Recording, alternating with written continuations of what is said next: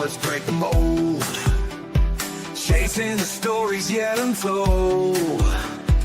Passion ignites like a blazing fire. Knowledge takes us higher, higher. Out of the box where the wild ones play, we see the game in a whole new way. Living loud, hearts in motion. Sports with soul, filled with devotion. The field's alive with endless dreams. We're more than stats, we're the in-between. A slam dunk thought, a touchdown mind. Out of the box every time. No limits, no chains, no walls to climb. We're rewriting the rules in real time. Out of the box where the wild ones play, we see the game in a whole new way. Living loud, hearts in motion. Sports with soul, pure devotion.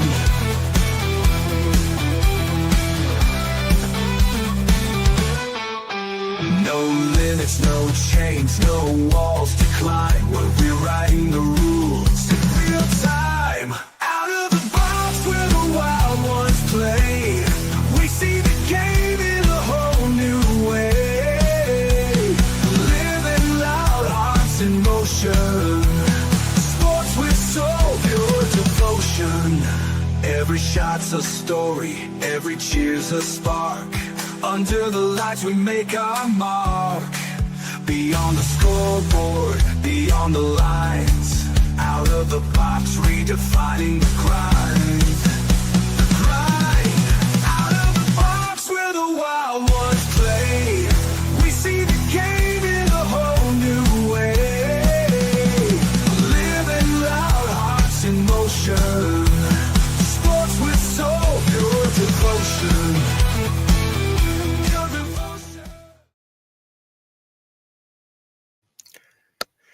Good morning, New York Mets Nation. Welcome to the Bat Cave. I'm your host, the Bat Fry, Kenny Fry, and I had the wrong intro up. My bad. I apologize. It's Hump Day. What are you going to do, right?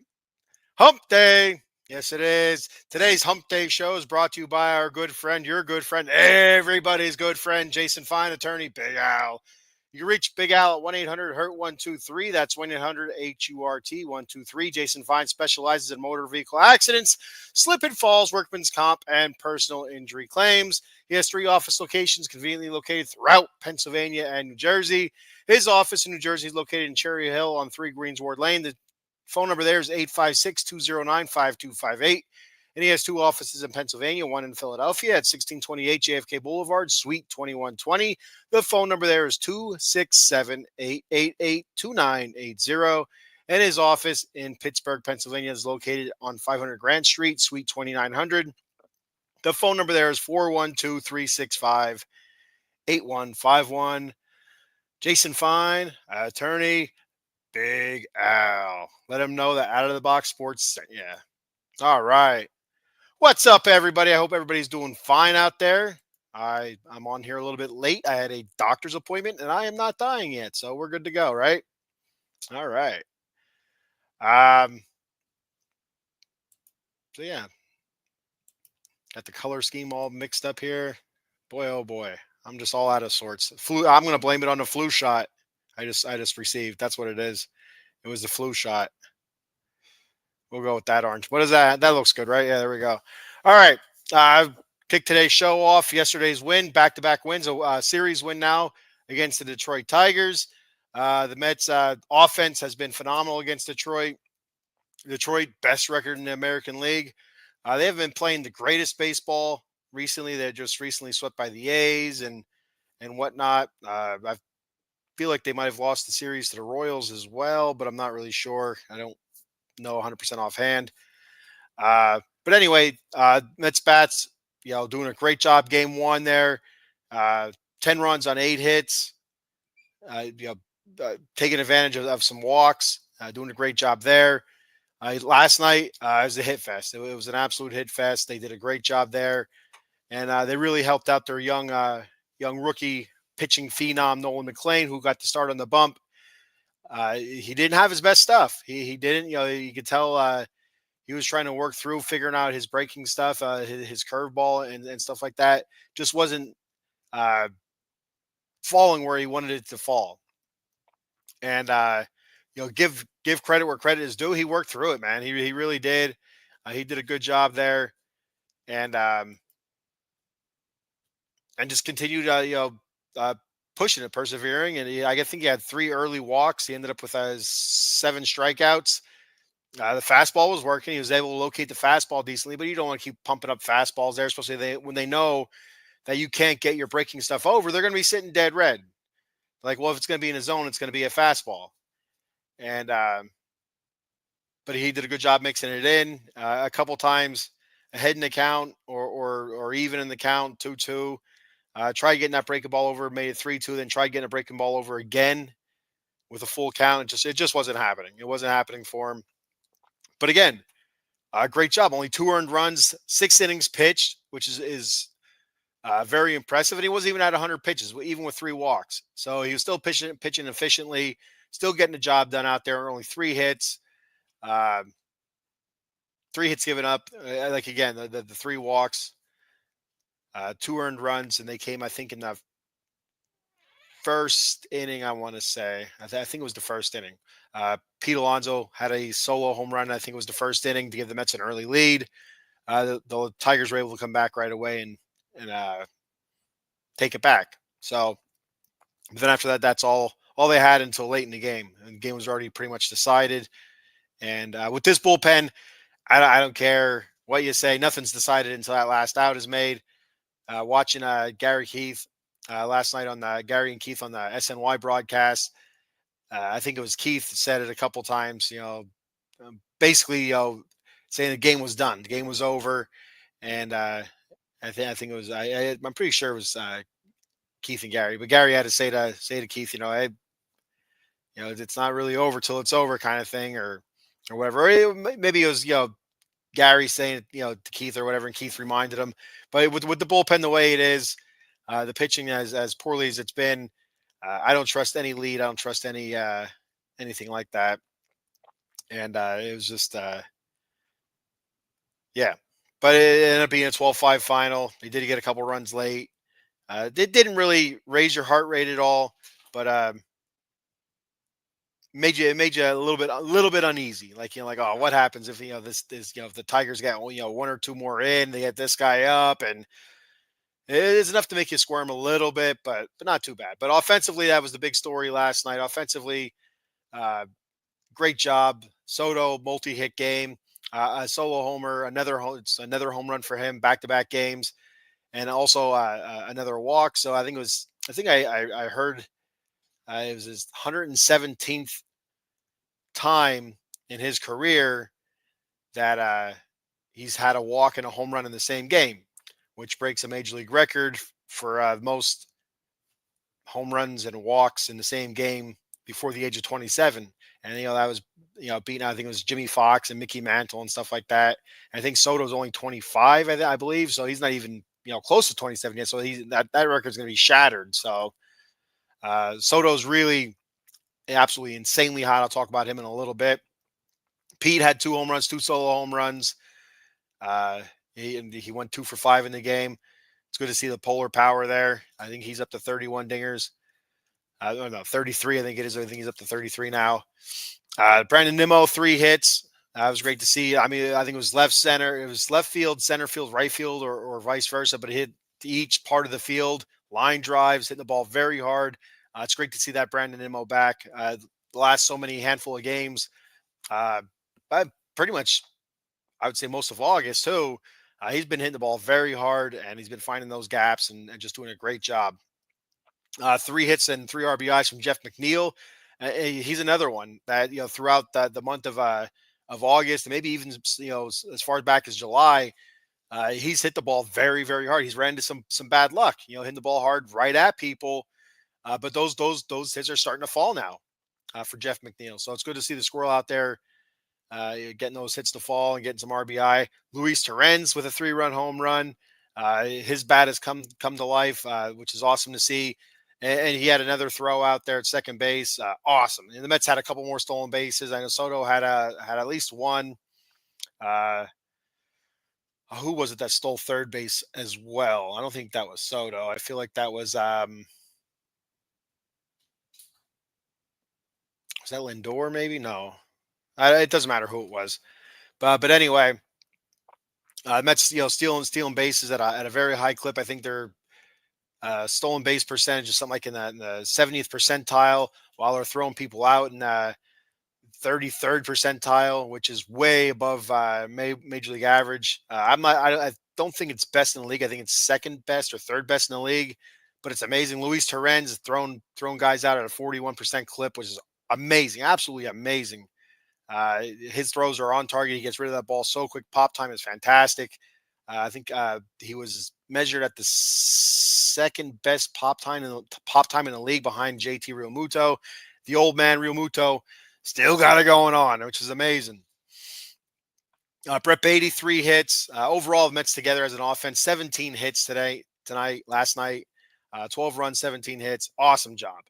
Bullpen did a good job. I can't remember the guy's name. That came in for a few innings after Noel McLean was pulled. I feel like what was his name?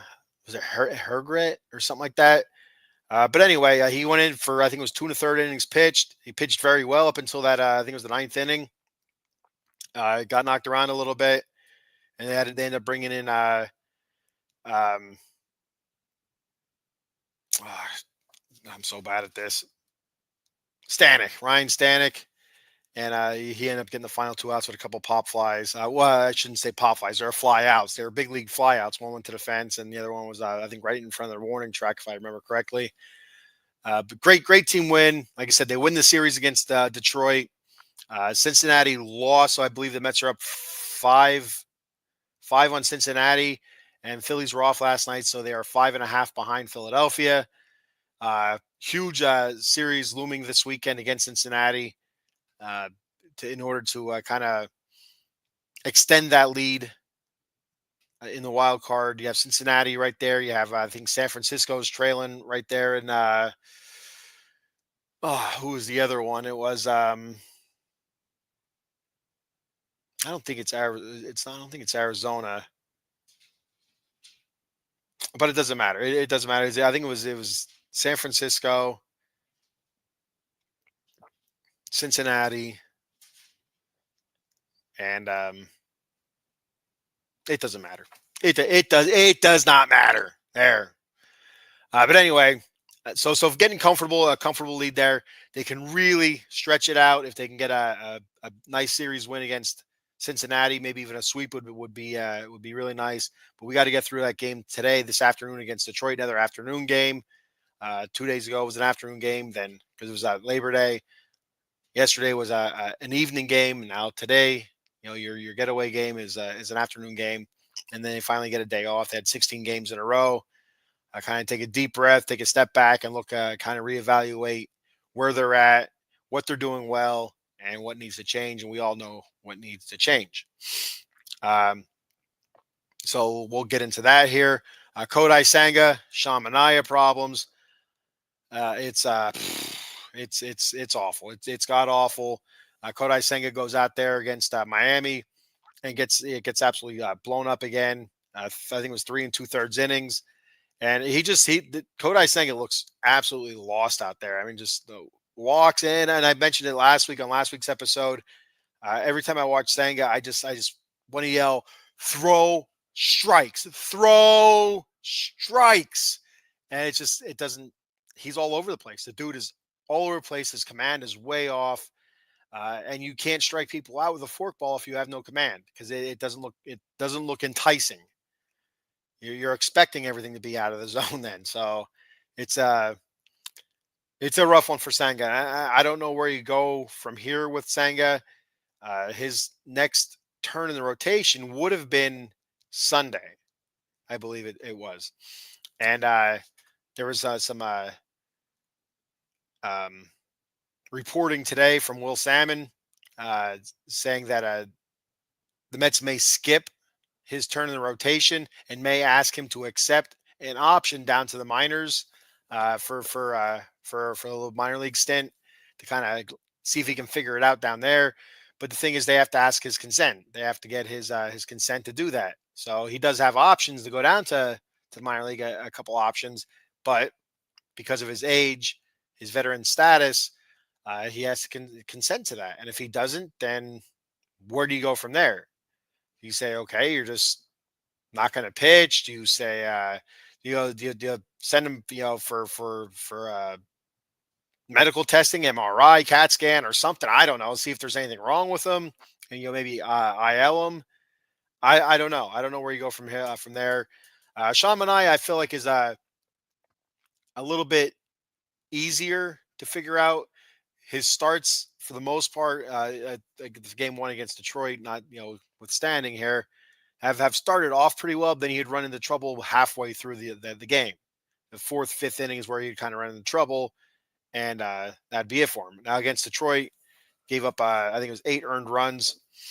That was a little bit different. As soon as he get first pitch, first batter, bottom of the first inning, home run, and the Mets were able to get him I think it was a 2-1 lead. And Detroit went back up 3-2. The Mets went up 6-3. Then it was 6-6 or 6-5. So I think he gave up 5 earned runs. I think that's what it was. And then he got pulled, and he was bummed. You could tell he was bummed. You can't blame him. The dude is trying to figure it out, and he's letting his team down, and he knows it. He's letting his team down, his teammates down. He's letting the fan base down, his manager, the whole organization. He at least that's how he feels. But I feel like he's a little bit easier to figure out. His breaking stuff is there. He's getting strikeouts. He really is. But the velocity, in my opinion, seems to be down on his fastball. I talked about it last week with those the floating debris in his elbow, foreign debris in his elbow. That could be limiting his fastball, and maybe it's also doing something with his placement of the fastball. The one thing that Mendoza said that he thinks that Sean isn't elevating his fastball. He's not locating his fastball. You elevate the fastball, that sets up the sweeper. Because the sweeper comes in, it looks like a fastball, and then it breaks out of the zone. I mean, it seems a little bit more simpler with Sanga or with Manaea, but what do you do with him?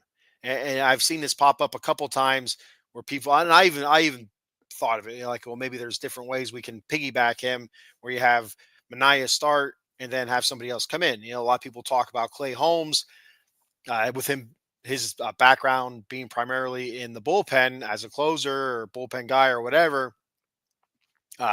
Maybe you have Manaea go 4 innings, then you have Clay Holmes come in for 2 or 3 and go from there. That's a solid start, but now you're using two arms, so it's tough. And I don't think the correct thing would be to have Senga start and then Manaea relief, or Manaea start and Senga relief. I don't think that's the right way either, because I just think Senga is too out of whack right now to even do anything. My personal opinion is I don't think we should see Senga until next season. I feel like that not. I don't think they should shut him down. I do think they should send him to the minors. I think he should accept it. I don't see why he wouldn't accept it. If he wants to get better, if he wants to figure it out, what better way? Go down there, go down to the minors, start every 5th day, or even do some bullpen stuff. Do some shorter outings so you can get out there more often and try to figure it out. I don't know, but Senga, I don't think we should see him until next year. That's my opinion, though. Oh, there we go. The Boom Mike checking in. What's up? He says, hey, Kenny, hump day. Yes, it is. What would you do? Here we go. We got his rotation. Here he goes. McLean, Tong, Sprout, Holmes, McGill. Put the others to the moon. Now Peterson, I'm going to give Peterson a break here. For the most part, he's pitched well this season. His last couple starts, not so much. But that happens from time to time. I like to see what Peterson does coming up here. I think he's supposed to go Friday. I think it's Friday, Tong Saturday maybe, and there were some talk of maybe McLean going on Sunday. I don't know if that's if that's true or not, but I was reading something. I don't know if it was a New York Daily News or SNY. I don't remember exactly what it was, but yeah. So, well, what would you do with Sanga? And what would you do with Minaya? Is there anything you think that they can do? Do you think Minaya would be better off in the pen right now? Uh, we do it like you mentioned here, the bone Mike, Yuki Matsui. Uh, McGill's coming back soon, and where does McGill go? Does he go to the rotation? Does he go to the bullpen? I feel like McGill's better served in the rotation, but I think if I can't, I'm not 100% sure, but if I remember correctly, McGill was never a starter that would really give you length. So you're looking at another 5 inning starter kind of guy. But if you're only getting 3 innings or 4 innings out of the other two guys, then what's the difference?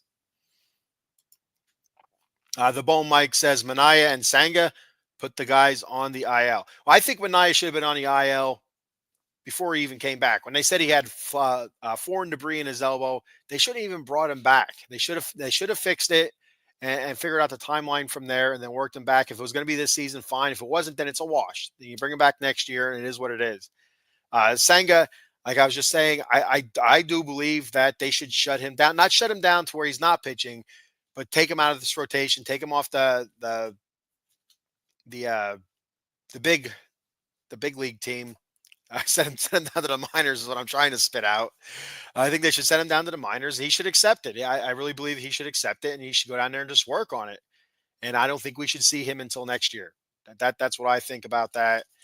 Uh, I do think they should call Sprode up as soon as possible to see what they got there, and go from there.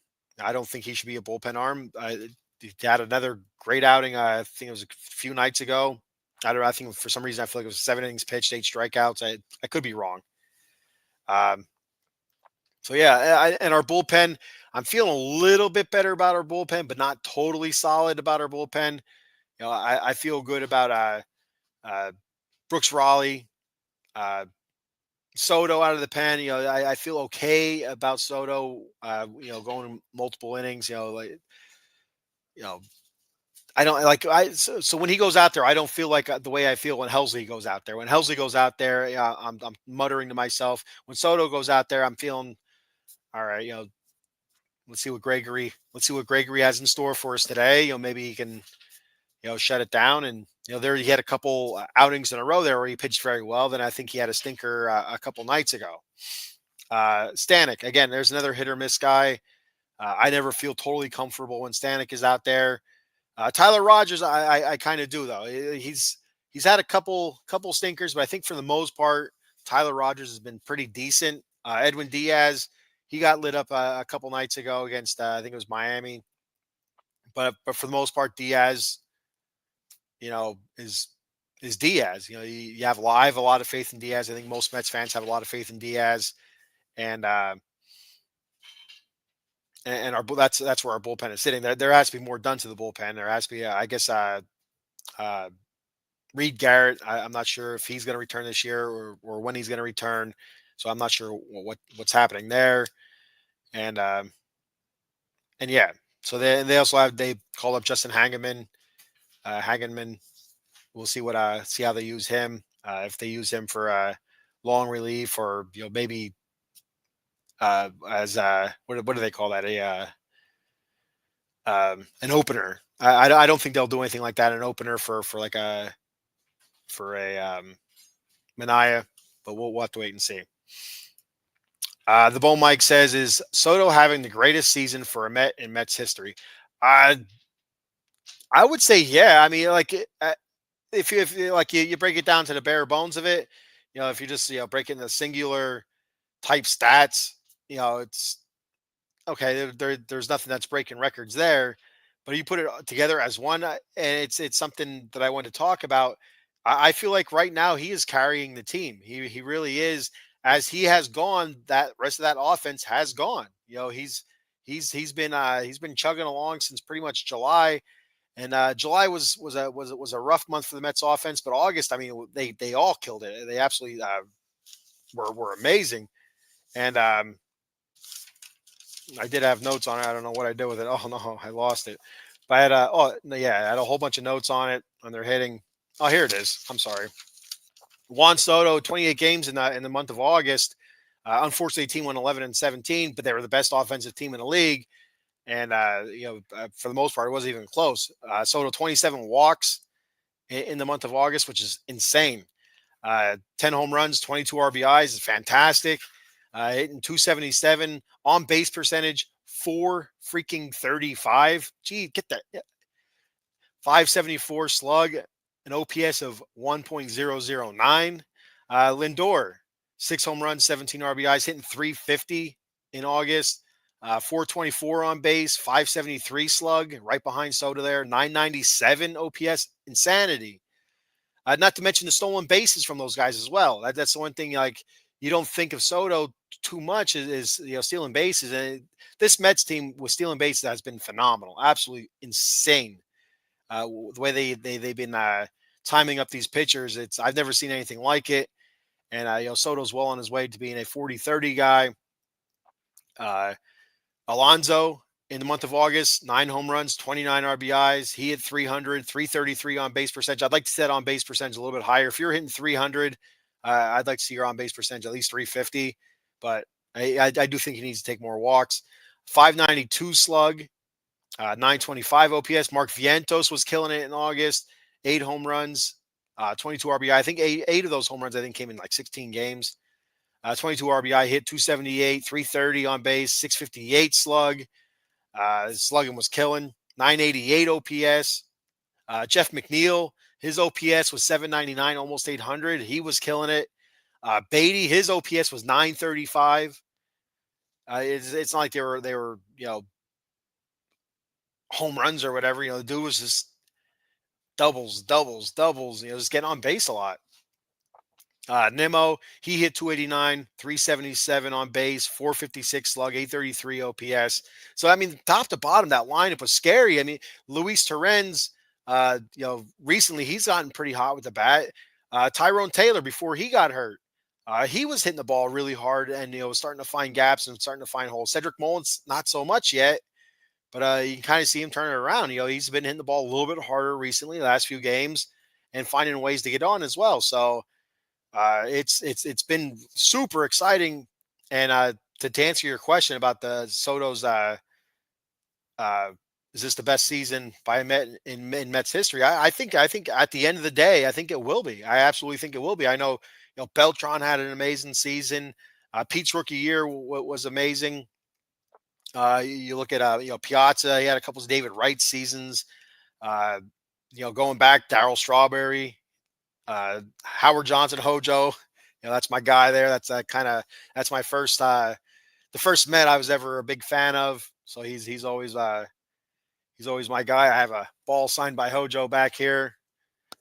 Said, signed it to me and then wrote the Bat Cave on it. So that was pretty awesome. But yeah, I really do think that at the end of the day, when all is said and done at the end of the season, I really do think that he will have arguably the best season by any Met in Mets history. So, and he's vaulted himself right into the MVP conversation. Now, will he get it? No, he's not going to get the MVP. It's going to go to either Otani or Schwarber. Oh, if it goes to Schwarber, I'm telling you what. Oh, you're Schwarbomb. Hey, Schwarbomb. So, but yeah. We got a comment here from SGA Sports Talk channel saying hello. What's up, SGA? Thanks for checking out the show. I appreciate it very much. Give me a like and a follow here on my YouTube channel, the the Bat Fry Pods. I just recently changed my my YouTube handle, kind of make a little bit more sense since I do multiple shows, multiple sports on one YouTube channel. I figured it'd make a little bit more sense and kind of get away from the Bat Cave YouTube handle and go the Bat Fry Pods. So that's what my YouTube handle is. But more importantly, check out Out of the Box Sports YouTube and Facebook, OOT Box Sports on YouTube. Give them a follow and a like. And on Facebook, it's Out of the Box Sports. I'll try to look you up if I can remember. If I remember to, I'll give you a follow there and check out what kind of content you're tossing out there. But thanks for checking out the show. Um, oh no, the Bone Mike Soto might have a 40-40. Yeah, absolutely. I mean, there's an opportunity. There's not a whole lot of time left. But there is a chance he can get 40-40. And they mentioned it last night on SNY that he's aiming for it. And I think how many is he at now? Is he in the 30s now? Is he in the 30s yet? I'm not sure if he's in the 30s yet, but he's very, very close. The Piazza 1999 season was incredible. He had a couple seasons that were incredible. Yeah, 99 was really good. I don't remember what 2000 looked like. I don't remember the year the Mets and Yankees were in the World Series. Um, but yeah, and I was so mad at Mike Piazza when he came to the Mets. I was a Todd Hundley fan. I was a catcher. Mid 90s there is prime Todd Hundley time.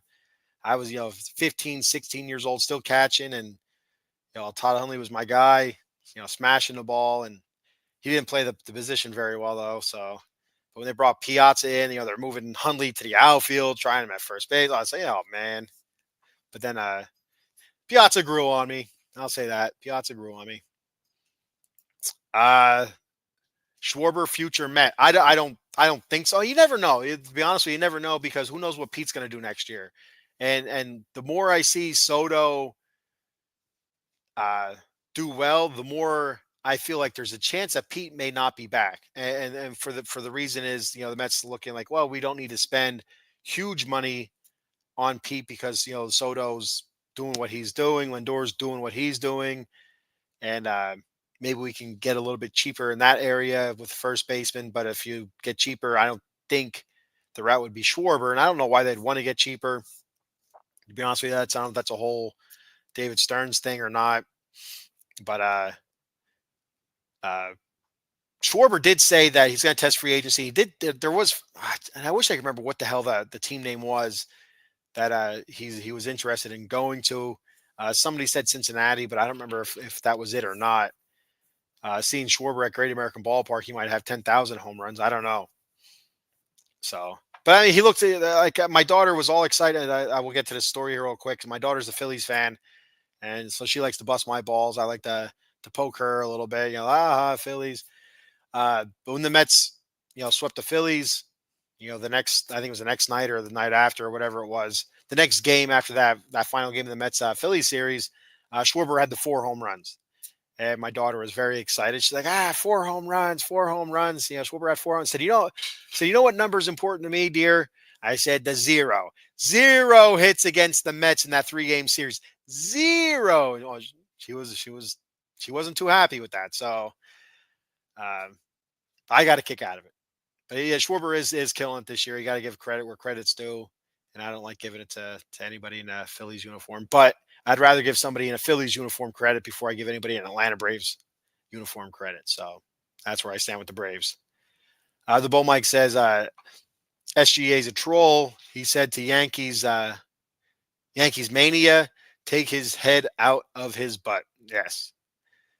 I don't know about any of that. I don't know who SGA is, but there we go. Schwarber, born, raised in Cincy. Okay, so and I think that's what it is. It makes sense because it was something about a hometown team, so it has to be Cincinnati. So if Cincinnati comes with the cheddar, we could see Schwarber changing his Philly red for Cincinnati red. So we'll see what happens. Either way, if he leaves, it's going to leave a huge hole in Philly. And I know last offseason, it was said Bryce Harper did mention, hey, Pete Alonso, first base is yours if you want it. He'll move back out to the outfield. So who knows? It would absolutely kill me if Pete Alonso went to the Phillies. I'm a big Pete Alonso mark. I'm a fan, huge fan, and oh my God, it'd be devastating. Eileen, it's hump day. It's hump day again. There we go. It's great to see it. Great to hear from you, Eileen. And it's good to be back on again. Like I mentioned last week, it was good to be back. I felt like last week's show went pretty good. This week's not too bad. It's a little bit late getting on because I had a doctor's appointment, and all is well with the bat fry. They gave me my flu shot, and I'm getting ready for bed. So So with the Mets coming up the next series, we have we got the game today. We have Clay Holmes going today, so we'll see how he does. For the most part, you look at Clay Holmes here. I did a little bit of a breakdown from his last so many starts here. His 5 games started through August. He had a 4.32 ERA, which is a little bit high. It's higher than what you want, but for like a 4 or 5 starter, it's actually not terrible. I mean, you want it a little bit better, but for the month of August, he was probably one of our better pitchers outside of. No, he probably was one of our better pitchers. 5 games started, and he went 5 innings, 6 1/3, 5 innings. He had the one clunker of 3 2/3, then another 5 innings. So he's been solid, given 5+ innings each outing. He hasn't been that guy where he's getting yanked super early, like a Manaya or a Sanga or even Peterson his last outing. And he had 2 outings in August like that. Peterson did, but you look at Clay Holmes' whole season, and it's been really impressive for a guy that's been a mostly a career relief pitcher. Uh, his season's been really impressive. Just the amount of innings that he's gone and the consistency that he's given. Uh, most you can almost guarantee he's going to go out there and give you 5 innings. And again, you want your starting pitcher maybe to go a little bit longer, but if you can get a consistent 5 innings out of the guy with an occasional 6 or occasional 5+, you'll take it, especially with what you're getting from these other guys. So I'm not going to go out here and I'm not going on a limb and say the Mets are going to win today, but I am going to go out on a limb and say that Clay Holmes will get you 5 innings. Now, Detroit's a very good hitting team. They're a bit embarrassed right now, so I could be putting my foot in my mouth when I wake up. So we'll see what happens. So this weekend coming up, Cincinnati. Who do we have? We have Cincinnati. Then I don't think it's Philly. I think Philly's the following weekend. Probably. I'm pretty sure that's what it is. I think there's a series in between Cincinnati and Philly. Let me look that up here real quick. I don't know where I put my cellular telephone here. But yeah, it goes Cincinnati the weekend. Then I feel like there's a series in between, then Philly. Whenever they play Philly, it should be a weekend. I don't know why they don't do it, because it's a big rivalry, and the teams are going to be decent. So that's how I think anyway. They should be able to adjust that throughout the season. Cincinnati, no, it is Philly. Cincinnati, Philly back to back. So Philly starts Monday. So you have Cincinnati Friday, Saturday, Sunday, and Philly Monday, Tuesday, Wednesday, Thursday. And then you have Texas coming up to New York, and then San Diego. It's a tough stretch here. Between Cincinnati, who's in a playoff race, 5.5 back from the Mets, 5 back from the Mets. Mets 5.5 behind Philly with 4 games coming up, and then the Texas Rangers. They're a team fighting for a playoff spot. They're 72-68. They're no cakewalk. There's also a chance that we see DeGrom. I'm not 100% sure how the pitching rotation is going to break down. Then you look at San Diego. They're at the top of the wild card right now. Or no, they're a game ahead of the Mets in the wild card for second spot in the wild card. So there's that. And who do we finish it up with there? Then we go. The Washington comes up to us. Then we go to the Cubs and go to Miami to finish off the season. There you go. The Cubs, one of the best teams in the league, and Miami, they have our number. So that's how we go here. D checking in. What's up, D? Says, is this a Mets pod? Let's go Mets. If so, it is so. D, it is so. Thank you for checking the show out. Welcome aboard. All aboard the Hump Day train. You'll give me a follow, subscribe, or whatever you want to call it. Out of the Box Sports as well. I appreciate it very much. I assume that's probably where you're checking us out from, Out of the Box Sports YouTube. Be sure to give them a like and follow. My personal YouTube channel is the Bat Fry Pods. That's hard for me to say right now. I don't know why.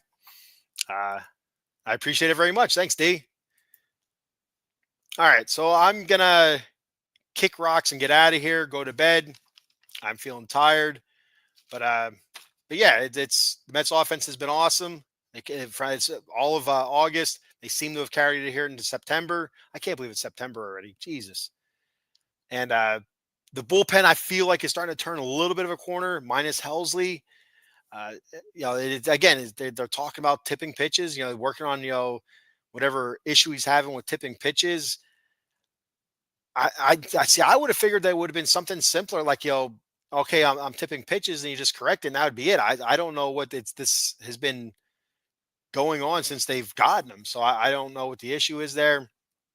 I'm excited for McGill to come back. I'm a big McGill guy. Yeah, Francisco Alvarez, uh, doing rehab games. Where there was a chance we thought he wasn't even going to come back this year. Insanity. Jesse Winker shut down for the season by reports that I've seen. So there's that. I didn't think Winker was coming back. I think it would have been nuts if they would have brought him back right at the end of the season like that with no extended time up with the big club. I just don't think that would have been the right thing to do. So, and we'll see what they do with the roster the rest of the way. I know that they had the September 1st deadline for call ups, but there's loopholes in there where if they're a part of the roster anytime throughout the season, they could be brought up. And if there's an injury, you can bring somebody up as well, something like that. So there was that. And what else we got? What else? There was something else I wanted to say. Oh, and so a lot of talk has been, what do you do with Mauricio? Do you send Mauricio down? Because he hasn't been really lighting the world on fire, but he hasn't been getting a lot of playing time. And I don't think he should be getting a lot of playing time. Beatty's playing well. Vientos is playing well. It's the way it is. They're out playing him right now. So it's going to be interesting to see what goes on next year. Do all these guys return next season? We'll have to wait and see. But that's next season's problems. We worry about this season, getting to the playoffs. And like I always say, get to the playoffs. Everybody's 0-0. It doesn't matter what you did before. Go into the playoffs, the hot team. And that's where the Mets are trending. Hopefully that continues to trend that way. Playing to their competition, and they're playing tough competition, so they're playing very well, especially offensively. We just got to get rid of that playing down to competition, especially near the end of the season there when we have Miami and Washington the last week and a half of the season. You don't want to play down to those guys that close to the end, that close to the finish line. And like, we've done in the past, we don't want to shit the bed. So it feels so good. I don't want to put the cart before the horse. But it would feel pretty good if the Phillies blew that 5-game lead and the Mets overtook the lead in the NL East, just because the years where the Mets have blown it to the Phillies, that one year where the Mets were up 7-8 games, whatever it was, with was 2 weeks to go in the season, and they crapped the bed and they lost that lead, and I think it was to the Phillies. I think the Phillies that's the year the Phillies won the World Series. I think it was at 06 maybe or something like that. 05, 06, 07, somewhere around there. And that's all I hear about it. The Mets are just going to choke it away. And it seems to happen. So, but I'm being positive. I like this Mets team. I hope they bring Sprode up very soon. I can't wait for McGill to get back, figure this starting rotation out, get Peterson right. A couple rough starts. So he had a 6.68 ERA in 6 games in August, and his innings pitched, 2 innings pitched. That was where he gave up the 8 earned runs, 5 2/3, 8 innings pitched. He only gave up 1 earned run there. 3 1/3, he gave up 6 earned runs, 6 innings pitched, 6 innings pitched. So he had two clunkers there in the month of August. He also had 2 quality starts. And 2 starts, kind of like, almost 3 quality starts. At 5 2/3, only giving up 2 earned runs. But then there's that one, 6 innings pitch, gave up 4 earned runs. That's not a quality start, but it was pretty close. So, what else do I have here? In my notes? Sean Manaea, before his ERA in July with 4 games, 4 starts, he had a 2.08 ERA. But then in August it went to 7.13. So 3 2/3, 4 2/3, 4 2/3, 5 innings, 4 innings, 5 2/3, 5, 5, 4, 3 1/3. That's just not going to get it done. But you see a pattern there of 4 2/3, 4 2/3, 5, 4, 5 2/3, 5, 5, 4. He's having trouble right in the middle of that game. If we can get him past that or figure something out, right there in the middle, and whether that's a Clay Holmes thing or Tyler McGill, I don't think you do that to McGill. I think McGill should get a shot at the rotation. I do feel like you should probably move Mania to the bullpen. Drop Senga for the rest of the season. Yeah, I'm gonna stick with that. That's my professional opinion because I'm a professional here on the Bat Cave, Out of the Box Sports Entertainment. I really do think they should send Senga down. He should accept being sent down. He should agree to it and figure it out. I don't think we should see Senga the rest of the season. And I feel like they should move Benaya to the bullpen for like 2 inning, 3 inning relief jobbers or whatever. I wouldn't use him in too many high leverage situations until you feel confident enough that he can get that 1 out, 2 outs, whatever. Well, I guess they have to face a minimum of 3 batters. So if he's able to get you through that. I'm excited to see Jonah Tong's next start. I believe that should be Saturday. I want to see if he's able to follow up his debut, which was exciting. He only won 5 innings, but it was an exciting 5 innings. The kid was loving it, and you could tell, and that makes it fun for everybody. So all right. So that's all I have for today. I stretched this out long enough. I'm going to go to bed. I'm going to hit the sack. Before I get out of here, I'm just going to let you know, if you want to help me out, I'd appreciate it very much. Head on over to Dubby Energy Drink at www.dubby.gg. Use my promo code TheBatCave. It's all one word like you see it on your screen, capital T, The Batcave, capital T, capital B, capital C for each word, but it's all one word, no spaces, or it won't work. For 10% off your order, it's a jitterless energy drink. I love it. I really do. They have some great flavors. There was probably only one flavor I've had so far I didn't like, but it wasn't terrible.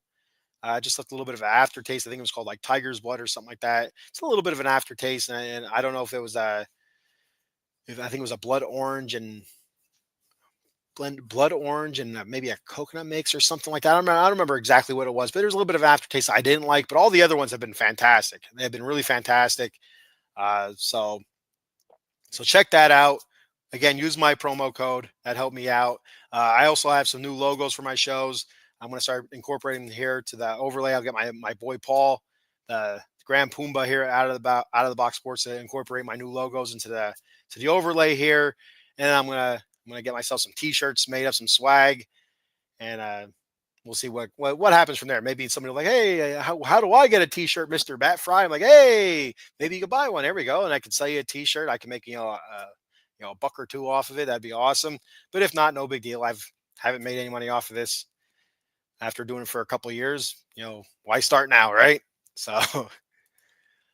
All right. So that's all I have for today. I appreciate it, everybody. Again, check all of our shows out here on Out of the Box Sports, Cowboys Weekly, NFC East War Room, the Sully Squad, talking 4for4 Philly Sports, UFC show, Golden Dome podcast, talking Notre Dame football, college football podcast. We have everything for something for everybody. And also check out Cole County Entertainment. They're kind of like a sister station or brother station. I don't know how you want to say it. Doesn't matter to me. We promote them. They promote us. We kind of work together a little bit. So good stuff. All right. Thank you, everybody. And until next time, you know it. Let's go Mets.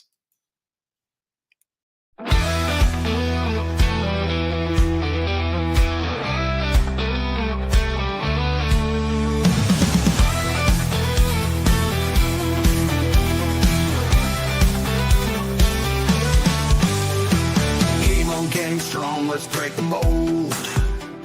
Chasing the stories yet untold. Passion ignites like a blazing fire. Knowledge takes us higher, higher. Out of the box, we're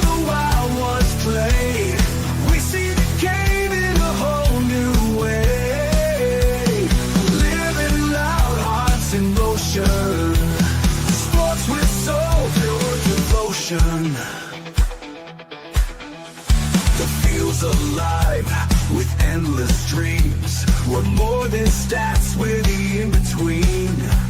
A slam dunk thought, a touchdown mind, out of the box every time. No limits, no change, no walls to climb.